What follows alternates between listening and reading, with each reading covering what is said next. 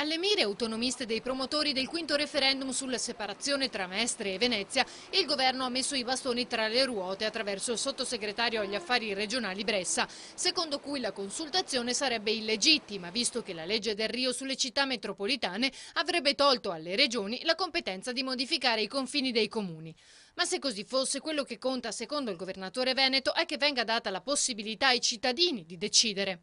Rispetto alle competenze io dico che la Regione comunque ha titolo per dare l'ok a questo referendum. Comunque se il problema è solo un problema di competenze, a noi basta che si dia l'ok e che si lasci il popolo decidere. È giusto che si celebri questo referendum e si dia modo ai cittadini di decidere se vi deve essere la separazione tra Mestre e Venezia oppure no. Intanto l'obiettivo dei promotori resta quello di andare alle urne entro la fine dell'autunno, ma all'iter mancano ancora alcuni passaggi tecnici in capo alla Regione.